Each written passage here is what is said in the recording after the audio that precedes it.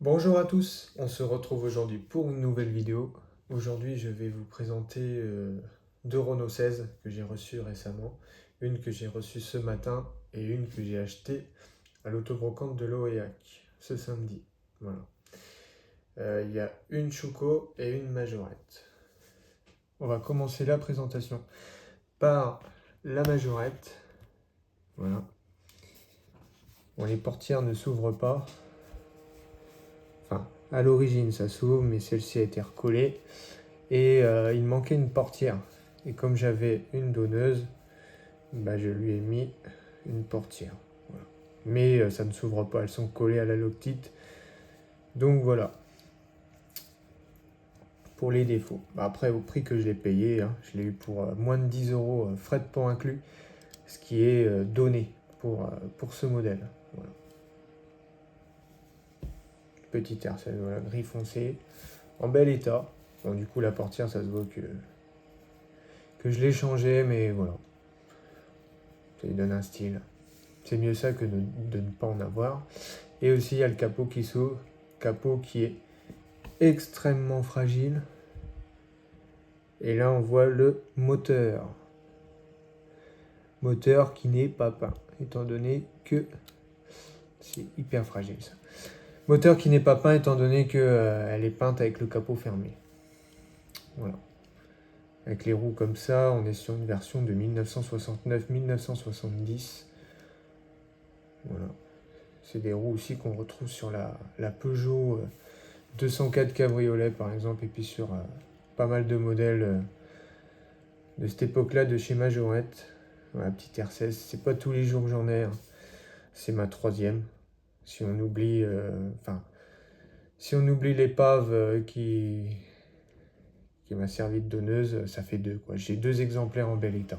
Voilà. Celle-ci et puis une autre. Et pour le coup, une donneuse qui n'avait pas de capot et qui était dans un sale état niveau peinture, mais qui avait encore ses deux portières.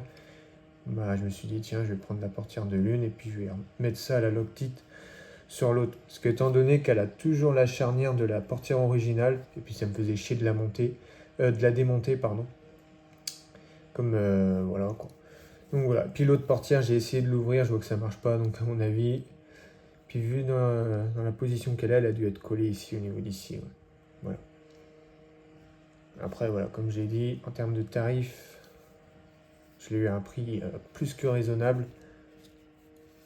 Donc voilà. Voilà pour la R16. C'est un modèle qui est quand même relativement assez rare, dur à trouver.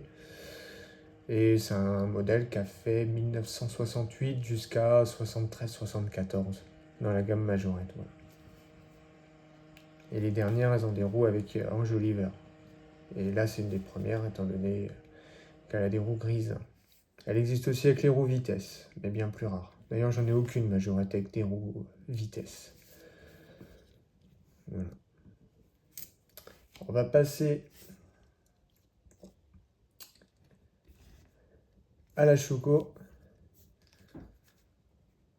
La Schuko, elle est vraiment dans un état magnifique. Je l'ai eu à l'Oréac, à l'autobrocante, à un tarif de 20 euros. Voilà, je suis très transparent sur les tarifs, parce que ça permet aussi de situer à peu près la valeur d'une miniature. 20 euros, comme m'a dit la vendeuse, c'est cadeau. Voilà. C'est extrêmement rare en France. Elle a principalement été vendue en Allemagne, vu que c'est une Schuko. Et Nos Rêves, étonnamment, n'a pas récupéré le moule. Donc elle existe qu'en Schuko. Elle n'existe pas dans la gamme Mini Jet. Donc voilà. Puis je voulais avoir une R16 Schuko du coup. Et il y a eu 3 versions de la R16 Schuko. Il y a eu rouge, 7 teintes, avec le toit noir, et une grise.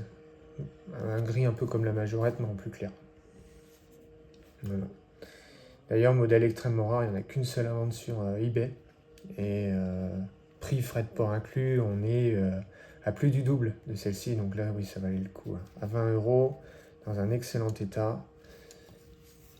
Voilà, Made in Deutschland, on a les caractéristiques techniques en dessous.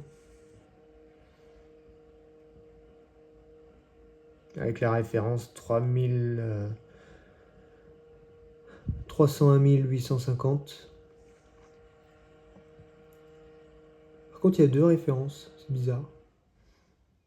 C'est-à-dire qu'ils mettent deux versions. Ouais, ils mettent R16 et en dessous R16 TS. Il y en a une qui fait 65 chevaux et l'autre 83 chevaux. Ouais, ils ont mis la fiche technique de la R16 classique, de la TL par exemple, ou de la R16L. Il me semble qu'il y a eu la R16L. Oh non, ça ne dit rien. Il y a peut-être eu TL. Après, il y a TL, TS, puis il y a TX pour le haut de gamme. Je sais pas s'il y a eu de la R16L, j'ai un doute. Je pense pas. Non. Et aussi, petit comparatif au niveau de l'arrière, la Schuko représente la phase 2 de la Renault 11 qui est sortie en 71 avec l'arrière remodelé, tandis que la Majorette représente la R16 qui est sortie en 1965. Voilà. On peut voir les feux arrière, c'est pas du tout pareil. Et à noter que la Schuko elle a une plaque allemande, alors qu'il y a quelques Schuko qui avaient des immatriculations françaises. Celle-ci elle a une plaque allemande et celle-ci elle a une plaque parisienne. Voilà. Ce qui est marrant, c'est que les miniatures sont quasiment à la même échelle. Il y en a une, c'est du 1,66e et l'autre, c'est du 1,65e. Voilà. Et voilà. La R16 est pas mal. La Schuko aussi, moi j'aime bien le coloris de la Schuko. La Schuko, c'est celle qui a le moins de pièces détachées, étant donné qu'elle n'a pas le capot qui s'ouvre. Et étant donné que le châssis, la calandre et la face arrière, c'est le même ensemble. Voilà. Alors que la Majorette, il y a une calandre qui est en pièces détachées, le capot, l'arrière, comme vous avez pu le voir, où c'est vraiment... voilà quoi, c'est une pièce qui fait partie de l'intérieur. Donc c'est plus complexe. Mais en tout cas, très sympa. Voilà. Bon voilà, c'est ainsi que s'achève cette vidéo de présentation de deux miniatures de Renault 16. D'ailleurs, si je dis pas de bêtises, ce sont les seules qui existent à l'échelle 1,64e. Voilà, la Majorette et la Schuko. Donc dites-moi si vous en avez dans votre collection et n'hésitez pas à dire qu'est-ce que vous en pensez. Allez sur ce, à plus les amis, bye.